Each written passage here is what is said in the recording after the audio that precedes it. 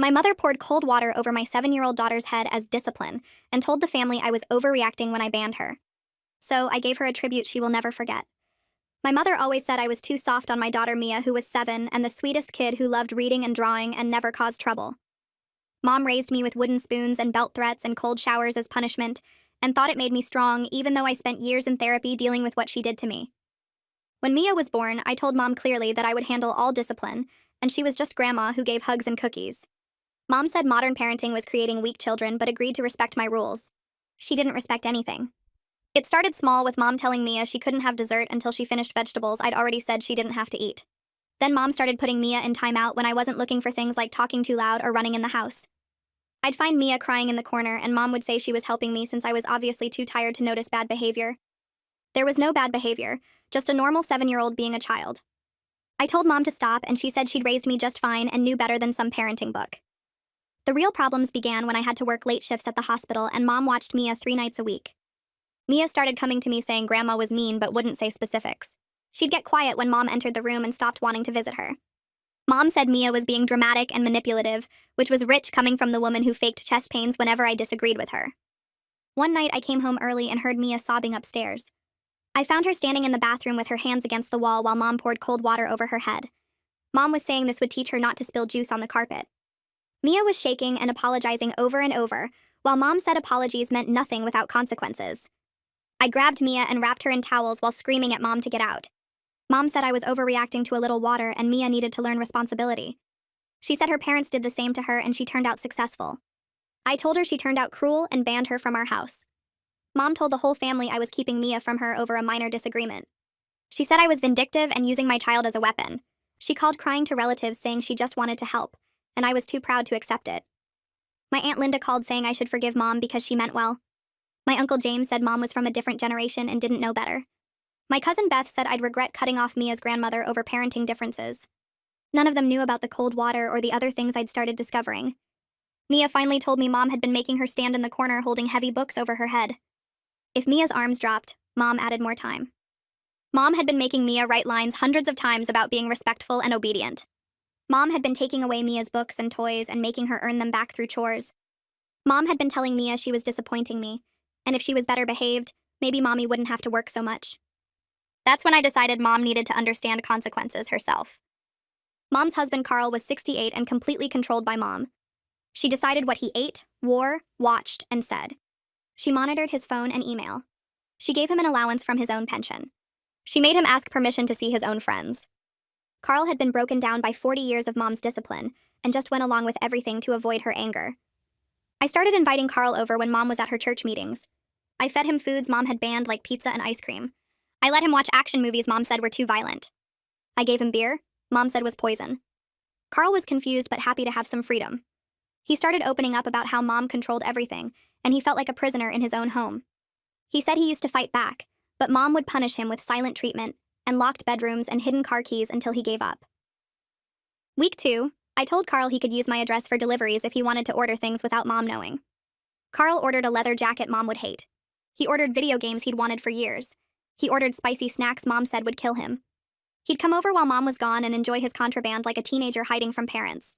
He even started standing up straighter and smiling more. Week 3, I suggested Carl join a bowling league that met during Mom's book club. Carl said Mom would never allow it, but I said what she didn't know wouldn't hurt her. Carl signed up and bought his own bowling ball and shoes. He made friends with men his age who didn't know Mom. He was good at bowling and his team started winning. He'd never looked happier than when he showed me his first trophy. The revelation came during Mom's birthday party. The whole family was there and Mom was holding court about how today's parents were failures and children needed firm hands. She started her usual speech about how she'd raised me right despite my defiance. That's when I announced I had a surprise video tribute for Mom. I pressed play on the remote and the big screen lit up with the title slide I'd designed myself.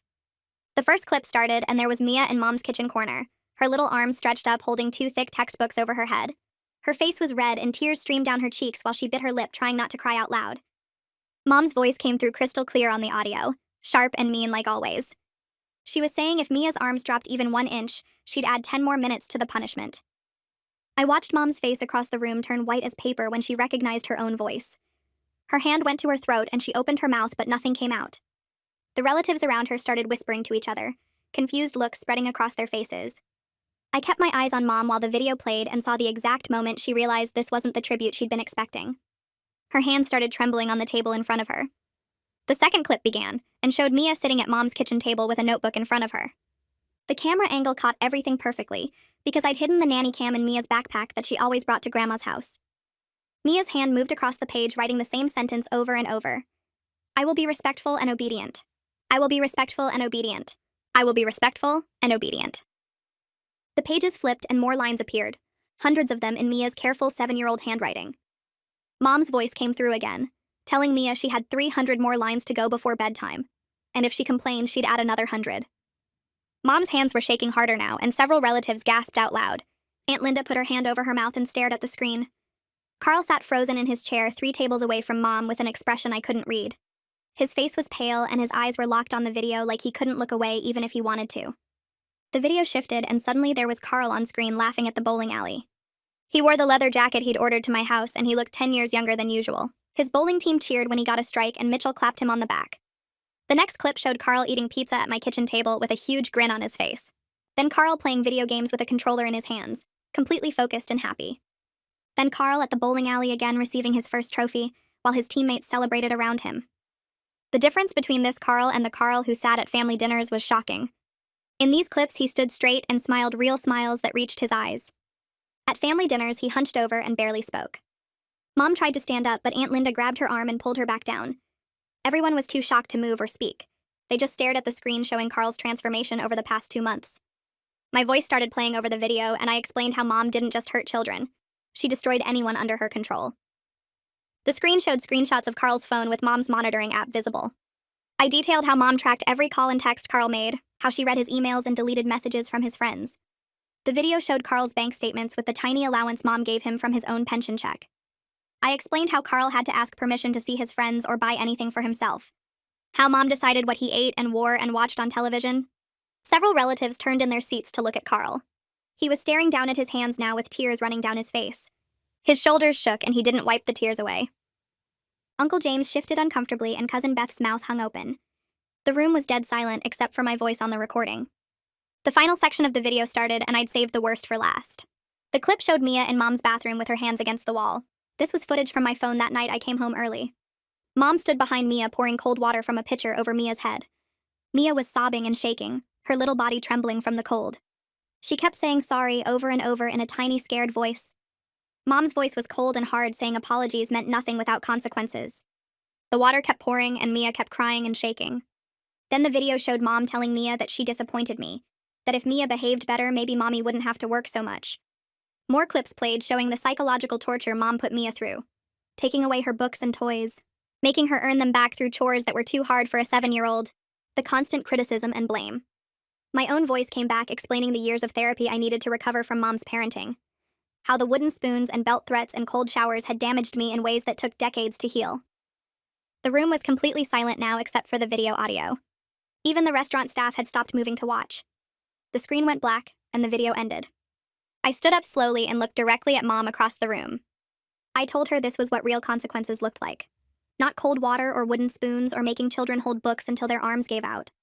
Real consequences meant truth and accountability. It meant everyone seeing exactly what she'd done without her lies and manipulation to hide it. Mom's mouth opened and closed like a fish, but no sound came out. Her face had gone from white to red and back to white again. Her usual confident control was completely shattered and she looked small and confused sitting there. Her hands clutched the edge of the table so hard her knuckles turned white.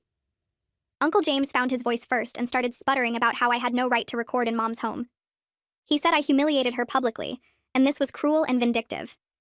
His face was red and he was half standing from his chair. I stayed calm and explained that the nanny cam was in my belongings that Mia brought to grandmother's house. It was perfectly legal to record in my own property, even if that property was temporarily at someone else's house. I'd checked with a lawyer before the party to make sure. Aunt Linda wasn't looking at Uncle James or me. She kept looking between Mom and the blank screen where the video had played. Her face showed the exact moment her earlier defense of Mom crumbled. She'd told me to forgive Mom, said Mom meant well, and was just from a different generation. Now she'd seen with her own eyes what Mom had done to Mia, and there was no way to make excuses for it. Carl stood up suddenly and his chair scraped loudly against the restaurant floor. Everyone turned to look at him. He looked directly at Mom for the first time since the video started and said in a clear, steady voice that he was moving out tonight. His voice didn't shake or waver. Mitchell stood up too from the table where I'd seated him and immediately offered Carl his guest room. Mitchell said Carl could stay as long as he needed. Mom finally found her voice and started screaming that Carl couldn't leave, that he was her husband. Her voice was shrill and desperate. She stood up and tried to move toward Carl, but her legs seemed shaky. She grabbed the table for support and kept screaming that Carl belonged to her, that he couldn't just walk away from 40 years of marriage. Carl looked at Mom and said he stopped being her husband years ago. He said he'd become her prisoner instead, and he was done being controlled. He thanked me for showing him what freedom looked like and said he should have left decades ago. His voice was stronger now, and he stood straighter than I'd ever seen him stand. Mitchell put his hand on Carl's shoulder and started guiding him toward the restaurant exit. Mom shrieked and tried to follow, but her legs wouldn't work right. She screamed threats about money and property and abandonment. She said Carl would have nothing without her, that he'd come crawling back. Mitchell and Carl kept walking and didn't look back. Several other relatives stood up too, creating chaos as people didn't know whether to stay or leave. Cousin Beth appeared in front of me suddenly with her face twisted in anger. She said I destroyed the family and could have handled this privately. Her voice was loud enough that people at other tables turned to look. I told her I tried private conversations and boundaries. I tried talking to Mom directly and setting clear rules about Mia. Mom violated every single one while manipulating the family against me. I said she called everyone crying and lying about minor disagreements when she'd been abusing my daughter. Beth's face got redder and she opened her mouth to argue more. Fiona stepped up beside me then, my coworker who'd helped me plan this whole intervention. She didn't say anything, but her presence next to me was solid support. Beth looked between us and seemed to realize she wasn't going to win this argument. She turned and stormed toward the exit where several other relatives were already leaving. Uncle James stood up from his table and walked toward the exit without saying another word to Mom. Aunt Linda followed him but stopped next to me first. She touched my arm and said she needed time to process everything she just saw. Her voice was quiet and shaky. I nodded and she left too. More relatives started gathering their things and heading for the door. Some of them looked at Mom with disgust while others looked confused or upset. Cousin Beth's husband grabbed her arm and pulled her toward the exit even though she kept trying to argue with him. The restaurant manager appeared near our private room looking worried about all the commotion. Fiona touched my shoulder and gestured toward the back hallway where she'd been watching Mia during the video. I followed her and found Mia sitting at a small table coloring with Fiona's daughter Anna. Mia looked up when I walked in and asked if we could go home now. I picked her up and carried her out the back entrance to avoid the chaos still happening in the main room. Fiona walked with us to my car and helped me buckle Mia into her seat. She told me I did the right thing and she'd see me at work tomorrow. I drove home with Mia asking questions about why everyone looked so mad at the party. I explained that sometimes grown-ups need to see the truth even when it's uncomfortable and makes them upset. Mia thought about this and said she was glad she didn't have to see Grandma's face during the video. That night around 9, my phone rang with Mitchell's number. I answered and heard Carl's voice on the other end sounding different from I'd ever heard him before. He was talking faster and his words didn't have that usual defeated tone. He told me he grabbed his important papers from the filing cabinet while Mom was still at the restaurant. He took his birth certificate and social security card, and the deed to the house his parents left him that Mom claimed was lost. He packed 2 suitcases of clothes and his medications. Mitchell was letting him stay in the guest bedroom for as long as he needed. Carl said Mitchell already offered to drive him to a lawyer's office tomorrow morning. His voice cracked when he thanked me for showing him he didn't have to live like a prisoner anymore. I told him I was proud of his courage and I'd help him with whatever he needed. He asked if I thought Mom would try to force him to come back. I said she probably would, but he was a grown man who could make his own choices. We talked for another 20 minutes about practical things like bank accounts and car insurance. Carl sounded lighter with every minute that passed. The next morning, I woke up to 47 text messages and 12 missed calls. I scrolled through them while drinking coffee. Some relatives sent supportive messages saying they had no idea how bad Mom's behavior was. Others sent angry messages calling me cruel and vindictive for humiliating Mom publicly. My cousin on Dad's side said the video made her physically sick, and she was cutting off contact with Mom permanently. Aunt Linda's daughter messaged that her mom cried all night about not protecting me or Mia better. Cousin Beth sent 3 long messages defending Mom and saying I manipulated the footage to make things look worse than they were. I blocked the hostile numbers immediately, and only responded to people who acknowledged what Mom did was abuse. Mia came into the kitchen asking for cereal and sat down at the table with her bowl. She looked at me seriously and asked if Grandma was going to come back to our house. I knelt down next to her chair and promised that would never happen. I told her Grandma couldn't come here anymore and we were safe. Mia nodded and went back to eating her cereal, like that was all the reassurance she needed. 3 days later, Aunt Linda called while I was folding laundry. Her voice was thick from crying and she could barely get words out at first. She apologized over and over for pressuring me to forgive Mom and expose Mia to an abuser. She said she always made excuses for Mom because confronting her seemed too hard and scary. She admitted she saw warning signs over the years, but told herself mom was just strict and old-fashioned. She said watching that video made her realize she'd been enabling abuse for decades. I listened without interrupting and let her finish everything she needed to say. When she finally stopped talking, I told her I appreciated her honesty. I explained that our relationship would take time to rebuild because she'd pushed me to put my daughter in danger.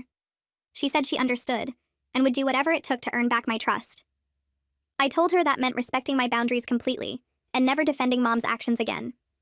She agreed immediately and asked if she could see Mia sometime when I felt ready.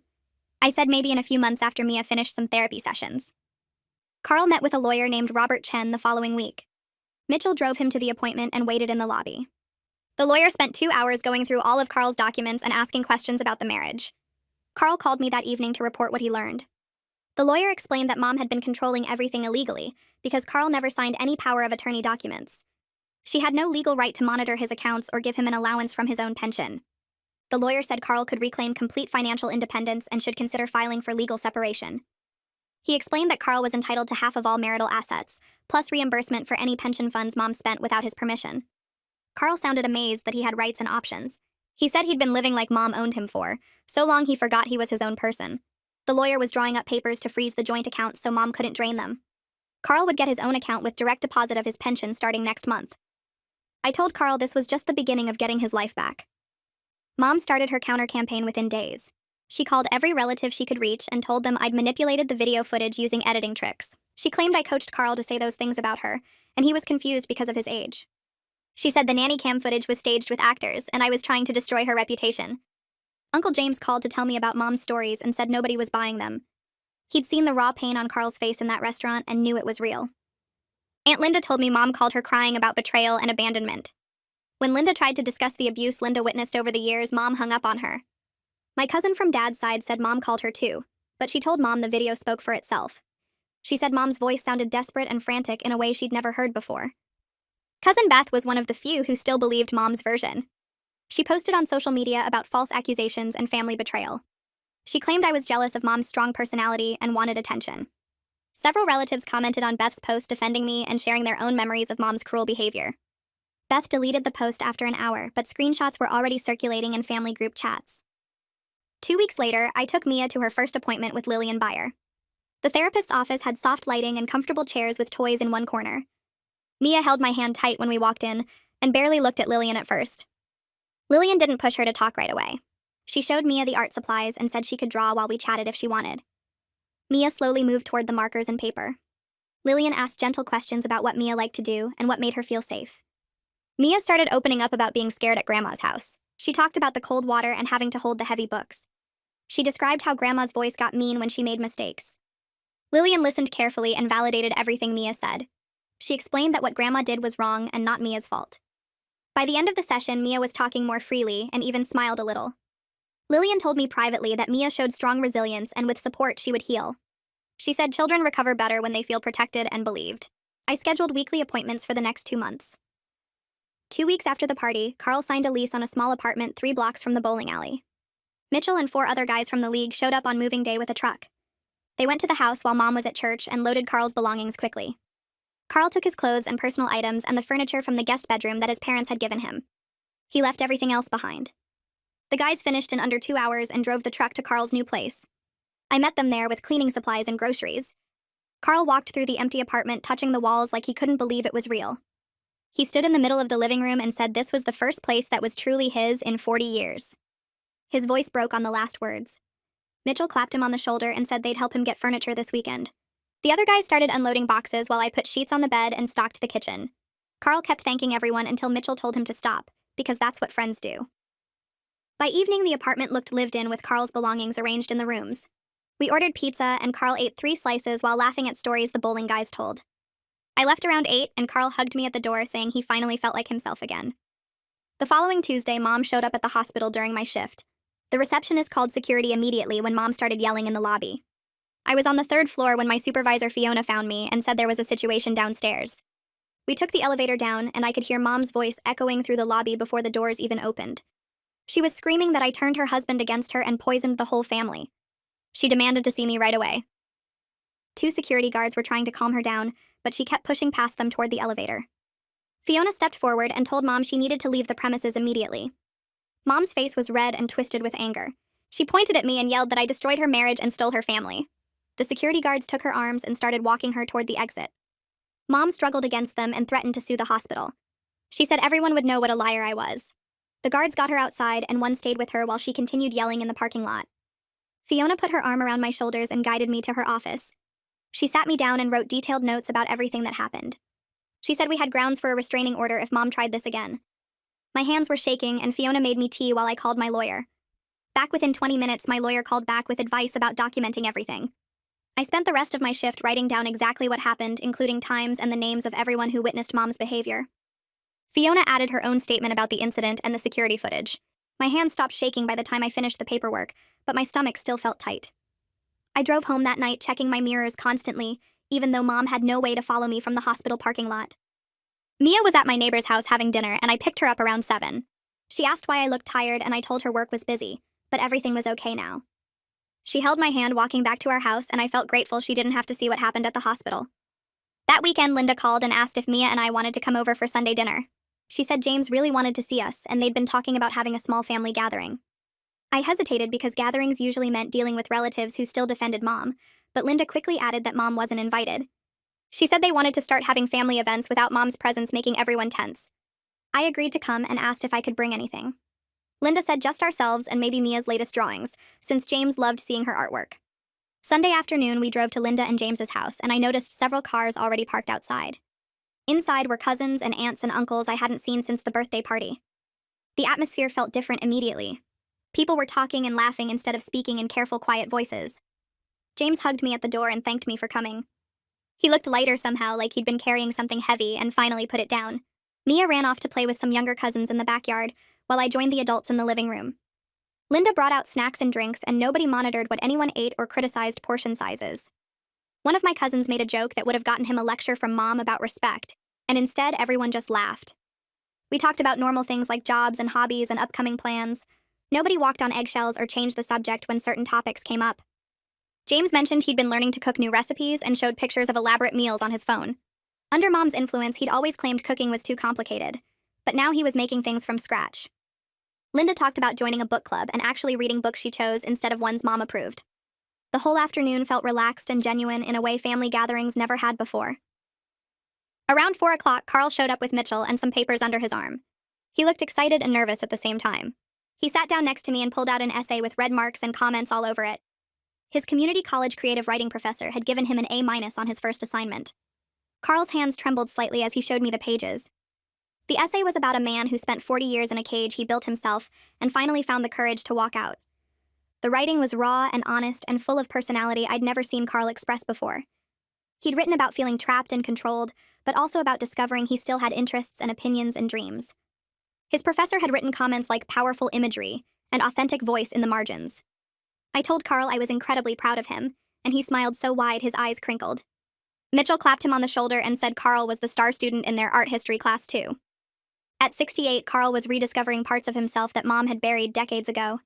He talked about the paintings they studied and how he never knew art could tell stories about human experience. He showed me sketches he'd started making in his notebook during lectures. They were simple drawings, but they had life and movement that surprised me. Carl said his art history professor encouraged him to take a basic drawing class next semester. James asked Carl about his apartment, and Carl's whole face lit up describing his space. He'd bought furniture he actually liked instead of what Mom deemed acceptable. He had his video games set up and books he'd ordered scattered around. He was learning to cook simple meals and eating foods Mom had banned for 40 years. Mitchell added that Carl had become a regular at their bowling league dinners, and everyone loved his dry sense of humor. I watched Carl laugh and joke with people who respected him as an equal, and felt amazed at how much he'd changed in just a few months. That evening, Mia climbed into my lap during dessert and asked quietly if we'd ever see grandmother again. The room got quiet, and I knew everyone was listening. I told Mia honestly that we probably wouldn't see grandmother anymore. Mia thought about this for a long moment, then said she felt sad about not having a grandmother, but glad she didn't have to be scared. Linda's eyes filled with tears, and she came over to hug Mia. She told Mia that being honest about complicated feelings was very grown up. James added that sometimes the healthiest thing is keeping distance from people who hurt us, even if they're family. Mia nodded and said her therapist Lillian told her the same thing. She asked if Linda could be like a grandmother instead, since she was nice and didn't pour cold water. Linda started crying for real then and said she'd be honored. The next week I heard from James that Mom's church friends were pulling away from her. Several women who'd been in her prayer group for years had stopped calling and attending meetings. James said one of them told him they'd heard the full story from relatives who attended the birthday party. Mom tried claiming she was persecuted for her beliefs, but her usual manipulation wasn't working anymore. People were seeing through her victim act and recognizing the patterns of control and abuse. Mom called James crying about being abandoned, but he told her actions have consequences and hung up. Another church member apparently confronted Mom directly about the abuse, and Mom responded by saying everyone was lying and turning against her. The woman told Mom that when everyone is saying the same thing, maybe the problem isn't everyone else. Mom stormed out of church that Sunday and hadn't been back since. Her social circle was shrinking as more people learned the truth and chose to distance themselves. For the first time in her life, Mom was experiencing real accountability, without enablers protecting her. Carl's separation proceedings moved forward, and the financial details started coming out. His lawyer discovered Mom had controlled over $200,000 of Carl's pension money over the years. She'd been taking his checks and depositing them in accounts only she could access. She gave Carl an allowance from his own money and spent the rest however she wanted. Carl's lawyer argued for significant reimbursement since Mom had no legal right to control his pension. Mom's lawyer tried claiming it was marital property, and she'd spent it on household expenses. But Carl's lawyer had bank statements showing Mom's personal spending on things like expensive clothes and jewelry and trips with her church friends. The evidence of financial abuse was overwhelming, and the judge wasn't buying Mom's excuses. The judge ordered reimbursement within 30 days, and Carl's lawyer made sure the court had enforcement mechanisms ready if Mother tried to avoid paying. Carl came over that evening after the ruling and sat at my kitchen table looking stunned. He kept touching the court papers like they might disappear if he looked away. I made him dinner and he ate slowly, savoring every bite of the spicy chicken Mother never let him have. He told me he'd spent 40 years believing he deserved her control because he wasn't smart enough or capable enough to manage his own life. The court ruling proved she'd stolen from him for decades, and he finally understood none of it was his fault. I watched him straighten his shoulders and smile for real, not the fake smile he wore around Mother to avoid her anger. Linda called the next morning asking if she and James could take Mia to the park. I agreed after confirming they understood my rules about snacks and bedtime and respecting Mia's boundaries. They picked her up at 10 and brought her back at 3, and Mia was glowing. She showed me the bracelet Linda helped her make and told me Uncle James pushed her on the swings for 20 minutes straight. Linda pulled me aside while James helped Mia put her craft supplies away. She said she'd been thinking about all the times she defended Mother, or made excuses, or told me to be more understanding. She admitted she enabled the abuse because confronting Mother felt impossible, and going along was easier. James joined us and said the same thing, that he'd known Mother was difficult, but chose comfort over doing what was right. They both apologized for pressuring me to forgive Mother and expose Mia to danger. I told them apologies meant something when backed up by changed behavior, and so far they were proving themselves trustworthy. Over the next few weeks, they became regular visitors, always respectful of my parenting and genuinely interested in Mia's drawings and stories. They started inviting us to dinners where they asked about Mia's week instead of criticizing her table manners. Mia began hugging them goodbye and asking when they'd visit again. I watched my daughter build relationships with family members who actually deserved the connection. Carl joined an art history class at the community college 6 weeks after moving out. He'd always loved museums, but Mother said they were boring wastes of time. The class met Tuesday evenings, and Carl would call me after each session excited about what he'd learned. He started visiting galleries on weekends and buying art books with his reclaimed pension money. One Tuesday, he called sounding nervous and happy at the same time. He said there was a woman in his class named Constance who'd invited him for coffee after the lecture. I told him to go and have fun, and he laughed like I'd given him permission to do something wild. The next week, he asked if I'd meet Constance at a coffee shop downtown. I brought Mia, and we found Carl waiting outside looking terrified. Constance arrived 5 minutes later, a woman around 65 with gray hair and kind eyes who shook my hand firmly. She told me Carl talked about his bowling trophies constantly, and she wanted to meet the person who'd helped him find his courage. We sat together for an hour while Constance and Carl discussed their class readings, and Mia colored at the table. I watched how Constance listened when Carl spoke and asked his opinions and treated him like an equal. She never interrupted or corrected or told him he was wrong about his interpretations. Carl's face was relaxed and open in ways I'd never seen around Mother. When we left, Constance hugged Carl goodbye and said she'd see him in class. Carl walked me to my car grinning and asked what I thought. I told him she seemed wonderful, and he deserved someone who respected him.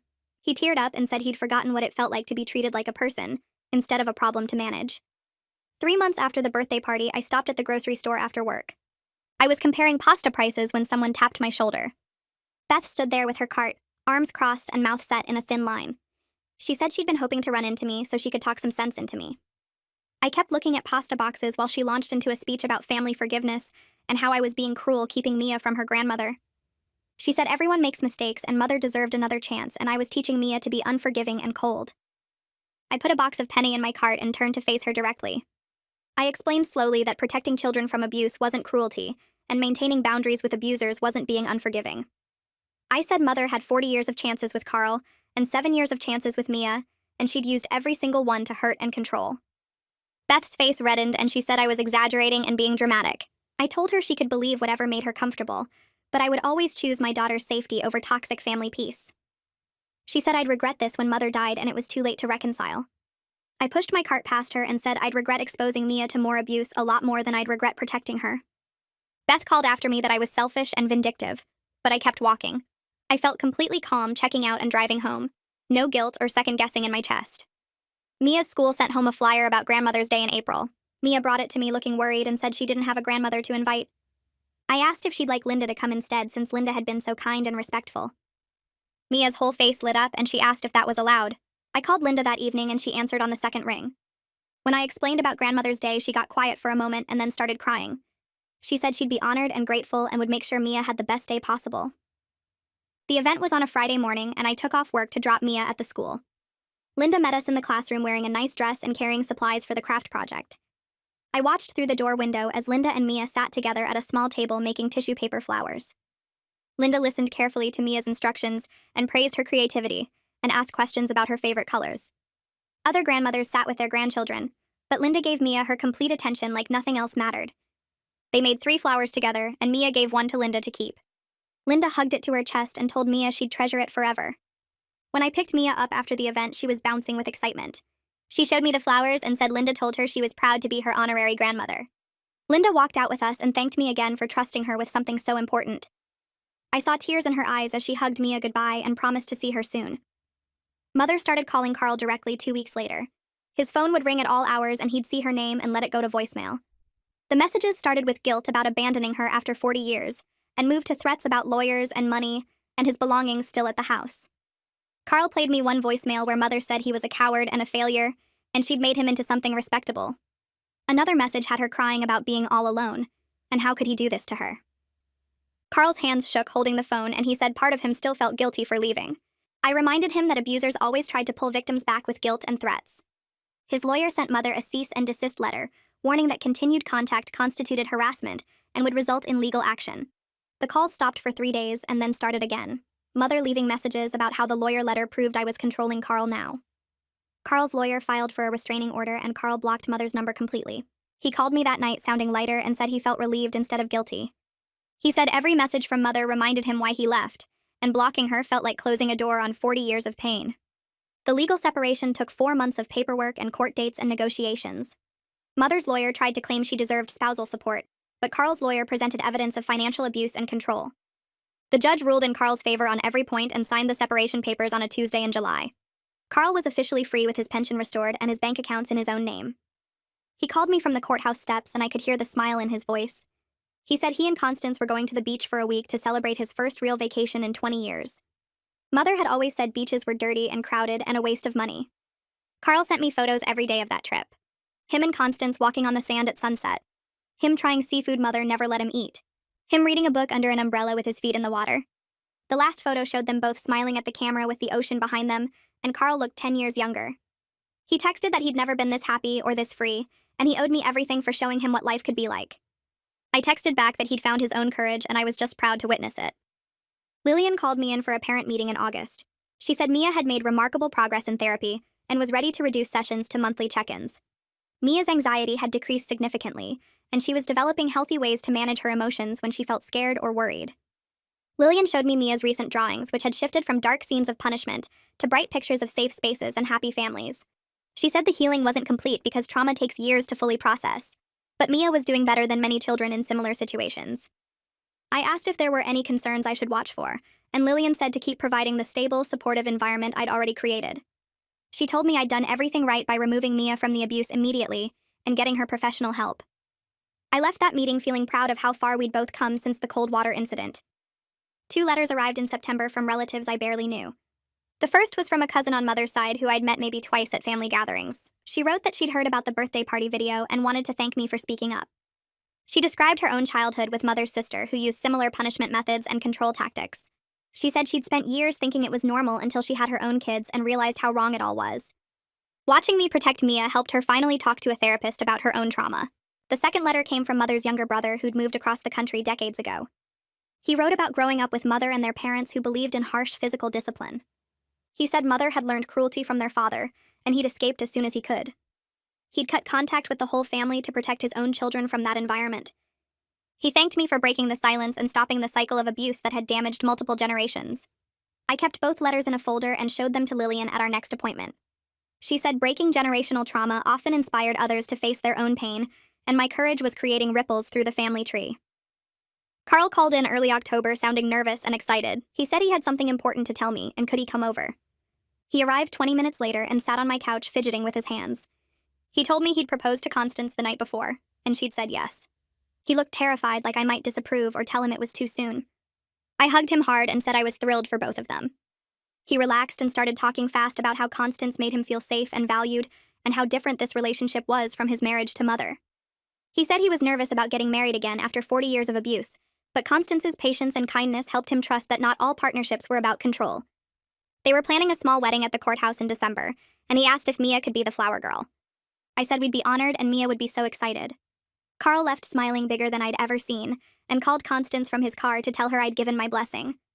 I watched him drive away, and felt grateful he'd found someone who treated him the way he deserved.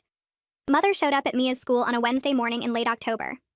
I'd already alerted the office that Mother was not an authorized contact, and should not be allowed near Mia under any circumstances. The school secretary called me at work and said Mother had tried to sign Mia out, claiming there was a family emergency. Security escorted Mother off the property while she screamed about her rights as a grandmother. The school filed an incident report, and the principal assured me they'd call police if Mother returned. I left work immediately and picked Mia up early. She hadn't seen Mother, but other kids had witnessed the scene and told her about the angry lady at the office. I explained calmly that Grandmother had tried to take her from the school, but the teachers kept her safe. Mia asked if Grandmother would try again, and I promised I would make sure she couldn't. That afternoon, I met with a lawyer about getting a formal restraining order. The lawyer reviewed the evidence, including the birthday party video, the school incident report, and Carl's harassment documentation. She said I had a strong case and filed the paperwork that same day. The court hearing happened 2 weeks later in a small room that smelled like old coffee and cleaning supplies. The judge reviewed all the evidence I'd submitted, including the school incident report, the birthday party video, and Carl's documentation of Mother's harassment. My lawyer presented everything in a clear timeline that showed a pattern of Mother ignoring boundaries and escalating her attempts to access Mia. Mother's lawyer tried to argue that grandmother visitation rights should override my concerns, but the judge cut him off. She said the documented abuse and school trespassing made this an easy decision. The restraining order was granted, requiring Mother to stay at least 500 feet away from me, Mia, Carl, and our homes. Mother sat rigid in her chair while the judge explained that any violation would result in immediate arrest. I felt Mia squeeze my hand as we left the courthouse, and I told her grandmother legally couldn't come near us anymore. 3 weeks after the restraining order, Mother drove past my house slowly enough that my neighbor noticed and called me. I immediately called the police and filed a violation report. 2 officers went to Mother's house and gave her an official warning that the next violation would mean jail time. The officer who came to take my statement said Mother claimed she was just driving through the neighborhood, but the dash cam footage showed her slowing down and looking directly at my house. He assured me they'd arrest her if she tried anything else. Mother apparently believed the warning because I never saw her car again.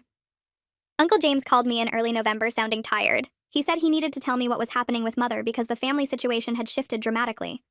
He explained that more relatives had learned the full truth about Mother's abuse after talking to people who attended the birthday party. Several cousins who previously defended Mother had reached out to him asking questions, and he'd been honest about everything he witnessed. Mother's social circle had shrunk to just a handful of enablers who still believed her victim narrative. Cousin Beth remained loyal to Mother, along with 2 of Mother's church friends who thought I was being cruel to an elderly woman. But most of the extended family had either cut contact with Mother completely or set firm boundaries about what they'd tolerate. Uncle James said Mother seemed genuinely confused that her usual manipulation tactics weren't working anymore. She kept trying to rally support by claiming illness or financial hardship, but people were checking facts now instead of just believing her. He said she'd become increasingly isolated and bitter, blaming me for turning everyone against her. I thanked him for keeping me informed, but told him I felt no sympathy for Mother facing consequences of her own actions. Carl called me in early December, sounding both nervous and excited. He asked if he could come over because he had something important to tell me. When he arrived 20 minutes later, he sat on my couch fidgeting with his wedding ring that he'd finally removed. He told me he'd proposed to Constance the night before at the art gallery where they'd first really talked, and she'd said yes. He looked terrified, like I might disapprove or tell him it was too soon after leaving Mother. I hugged him hard and said I was thrilled for both of them. He relaxed and started talking fast about how different this relationship felt from his 40 years with Mother. Constance made him feel safe and valued instead of controlled and diminished. He said he was nervous about marriage again after so much abuse, but Constance's patience and kindness helped him trust that not all partnerships were about power and control. They were planning a simple courthouse ceremony in 2 weeks, and he asked if Mia could give them a special drawing as a wedding gift. I said we'd be honored and Mia would be so excited to create something for them. Carl left smiling bigger than I'd ever seen, and I watched him drive away feeling grateful he'd found someone who treated him the way he deserved. The courthouse ceremony happened on a cold Tuesday morning with just 4 people present. Mitchell stood as best man wearing a suit he'd bought specifically for the occasion. I served as witness and brought Mia, who wore her favorite dress. Carl and Constance exchanged simple vows they'd written themselves about respect, partnership, and choosing love after pain. The happiness on Carl's face was beautiful to watch. At 69, he was starting a completely new life based on mutual respect instead of fear. When the judge pronounced them married, Carl kissed Constance gently, and then turned to hug Mitchell with tears running down his face. Mia presented them with a drawing she'd made showing Carl and Constance holding hands with a big heart around them, and the words, "New Family," written in her careful printing. Constance cried and said it was the most precious wedding gift she'd ever received. We all went to lunch at a small restaurant where Carl kept reaching over to hold Constance's hand, like he couldn't quite believe his freedom was real. Mitchell made a toast about second chances and breaking free from prisons we build, or others build for us. I watched Carl laugh at Mitchell's jokes and realized I'd never seen him this relaxed and genuine. The man who'd been so broken and controlled had found himself again. 6 months after the birthday party intervention, Mia and I drove to Aunt Linda and Uncle James's house for Thanksgiving. It was a small gathering of only the relatives who'd chosen accountability over enabling Mother's behavior. Aunt Linda had cooked a traditional meal, and the house smelled like turkey and pumpkin pie. Uncle James greeted us at the door with genuine warmth instead of the tension that used to mark family gatherings. Mia ran off to play with their dog while I helped Linda set the table. We sat down to eat without the usual fear of saying something wrong or triggering Mother's anger. The conversation flowed naturally about work and hobbies and Mia's progress in the school. Nobody walked on eggshells or monitored their words. Halfway through dinner, Mia looked around the table and asked if this was what normal families felt like. The question made everyone pause, and Aunt Linda's eyes filled with tears. She told Mia yes, this was what family should feel like, safe and happy without fear. Uncle James added that he was sorry Mia had experienced anything different and proud of how brave she'd been. Mia nodded thoughtfully and went back to her mashed potatoes, and I felt grateful we'd finally found what family gatherings should be. The letter arrived in late November on official law firm letterhead. Mother's lawyer wrote that Mother wanted to negotiate supervised visitation with Mia. The letter claimed Mother had learned from her mistakes and deserved a chance to rebuild her relationship with her granddaughter. I immediately forwarded it to my lawyer, who responded within 2 days. Her reply was clear and firm. The restraining order remained in full effect, and Mother's documented pattern of abuse meant supervised visitation wasn't even being considered. My lawyer included references to the court record, the therapy documentation showing Mia's trauma, and the school trespassing incident. She stated that Mother would need to accept that her actions had permanent consequences regarding access to Mia. Mother's lawyer sent one more letter trying to argue that grandmother rights laws should apply, but my lawyer shut that down by citing the abuse evidence and restraining order. I never heard from Mother's lawyer again after that. Mother had to face the reality that she'd destroyed her relationship with Mia through her own choices, and no legal maneuvering could fix that. Carl called me in early January sounding proud and slightly embarrassed. He said he'd started writing a memoir about his experience leaving an abusive marriage late in life. His creative writing professor had read the first 3 chapters and thought it could help other people trapped in similar situations. Carl explained he was writing about the 40 years of control, the small freedoms that showed him what life could be, and the terror and joy of finally leaving. He wanted to give hope to other people who thought they were too old or too trapped to escape abuse. I told him I was incredibly proud of him for turning his pain into something that could help others. He said writing it was hard because he had to face things he'd suppressed for decades, but his therapist supported the project as part of his healing. He asked if I'd be willing to read chapters as he finished them and give feedback. I said absolutely, and I meant it. Carl was taking his experience and creating purpose from it. That was the best possible outcome from everything we'd been through. One evening while I was tucking Mia into bed, she asked me a question I'd been expecting but dreading. She wanted to know if I thought grandmother would ever understand what she did wrong. I took a breath and gave her the honest answer. I told her that some people never take responsibility for their actions no matter how much evidence they see or how many people tell them the truth. I explained that Mother would probably always believe she was right and everyone else was wrong. But I also told Mia that Mother's refusal to understand didn't mean the people she hurt had to keep giving her chances. We protected ourselves by setting boundaries, and that was the healthy choice even if Mother never got it. Mia thought about this for a long moment, her face serious in the dim light from her nightstand lamp. Then she nodded and said she was glad we were safe now. She said she used to be scared all the time at grandmother's house, but now she only felt scared sometimes in dreams. I hugged her and told her the dreams would keep getting less frequent as time passed. She fell asleep holding my hand, and I sat there thinking about how much healing we'd both done in 6 months. The family had permanently split into 2 distinct groups. One side acknowledged Mother's abuse and either cut contact or set firm boundaries with her. This group included Aunt Linda, Uncle James, Mitchell, Constance, and about half of the extended relatives who'd witnessed the birthday party intervention. The other side still enabled Mother and believed her victim narrative. Cousin Beth led this group along with Mother's remaining church friends and a few relatives who prioritized family unity over accountability. I'd accepted that some relationships were beyond repair. The people who demanded I forgive Mother and restore contact weren't people I wanted in my life anyway. The family I'd built with Mia, Carl, Constance, and the reformed relatives was healthier than anything Mother's control had ever created. We had honest conversations and real boundaries. We respected each other's feelings and choices. Nobody manipulated or guilt-tripped or demanded obedience. It wasn't the large extended family I'd grown up with, but it was genuine and safe. That mattered more than maintaining relationships with people who'd rather protect an abuser than acknowledge the truth. 1 year after the birthday party intervention, Carl and Constance hosted a dinner at the home they now shared. It was a modest house near the bowling alley with a small yard and cheerful yellow paint. Mia immediately ran off to play with the neighbors' kids who Carl and Constance had befriended. I helped Constance finish cooking while Carl set the table with obvious pride in his own home. Mitchell arrived with his wife and Aunt Linda, and Uncle James came bearing wine and dessert. We gathered around the table Carl had picked out himself and shared a meal full of genuine laughter and warmth. The conversation ranged from bowling tournaments to Mia's school projects to Constance's book club. Nobody monitored their words or feared saying something wrong. Halfway through dinner, Carl excused himself and gestured for me to follow him to the kitchen. He pulled me aside with tears in his eyes and thanked me for giving him the courage to leave Mother. He said he'd been so broken down that he couldn't see any way out until I showed him what freedom looked like. I told Carl he'd found his own courage and I just showed him what was possible. He shook his head and said without my intervention he'd probably still be sitting in Mother's house asking permission to see friends. He said the best revenge against Mother wasn't her isolation or the financial consequences she faced. The real victory was the happiness and peace we'd all built without her controlling everything. We walked back to the dining room where everyone was laughing at one of Mitchell's stories. Carl raised his glass and proposed a toast to breaking cycles and choosing health over toxic family loyalty. Everyone clinked glasses, and I looked around the table at the people who'd chosen truth over comfortable lies. Mia ran in from playing outside with grass stains on her dress and a huge smile on her face.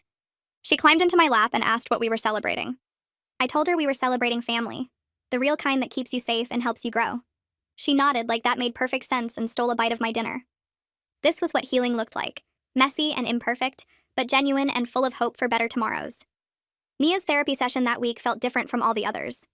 She sat on Lillian's couch with her sketchbook open, showing drawings of art studios and classrooms instead of the darker images she used to create.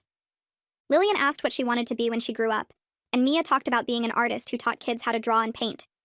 She said she wanted to be the kind of teacher who never yelled or made students feel scared. Lillian smiled and told her that sounded like a wonderful dream. After Mia went to play with the toys in the waiting room, Lillian pulled me aside and said Mia had processed the abuse better than most children her age. The nightmares happened maybe once a month now instead of every night, and Mia's confidence grew stronger each week.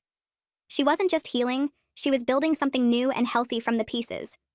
I drove home feeling lighter than I had in months, watching Mia hum along to the radio without that haunted look in her eyes. Linda and James invited us over for dinner the following Saturday. While Mia played in their backyard, Linda and James sat across from me at the kitchen table with serious expressions. Linda started crying before she even spoke, saying they'd both been going to therapy to understand why they defended Mother for so long. James admitted they knew Mother was harsh, but convinced themselves it was normal because facing the truth meant admitting they'd enabled abuse for years. They said their therapist helped them see how fear of Mother's anger made them gaslight me instead of protecting Mia. Linda reached across the table and squeezed my hand, promising they'd never doubt me again when it came to keeping Mia safe. James said they wanted to be the aunt and uncle Mia deserved, not the ones who chose comfort over doing what was right. I told them their accountability meant everything, and that rebuilding trust would take time, but I was willing to try. They both nodded and said they understood completely. 2 cousins I hadn't spoken to since the birthday party called within days of each other. The first was Sarah, who admitted she initially thought I was being dramatic until Mother tried manipulating her into taking sides against her own sister. Sarah said watching Mother's continued lies opened her eyes to how she operated. The second was John, who confessed he defended Mother because he was scared of being cut off from the family like I was. Both asked if we could slowly rebuild our relationship, and both said they understood if I needed time. I told them the same thing I told Linda and James. Mia's safety wasn't up for debate, and my boundaries around Mother were permanent. If they could respect that completely, then yes, we could try again.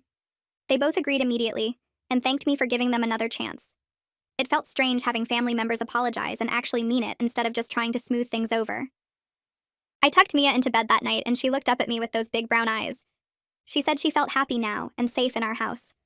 She told me she knew what grandmother did was wrong, and she was glad I protected her from it. My throat got tight as I smoothed her hair back and told her I'd always keep her safe no matter what. She hugged me and said she loved me, then rolled over and fell asleep within minutes. I sat on the edge of her bed watching her breathe steady and calm. The intervention cost me relationships with some family members and created complications that would probably last years. Mother was still out there isolated and angry, and some relatives would always believe her version of events. But Mia was thriving with confidence and joy instead of fear. Carl was free and building a real life with Constance. The cycle of abuse stopped with my generation instead of continuing to Mia's. That wasn't a perfect ending with everyone reconciled and Mother reformed. It was real justice, messy and incomplete, but absolutely worth every difficult choice I made.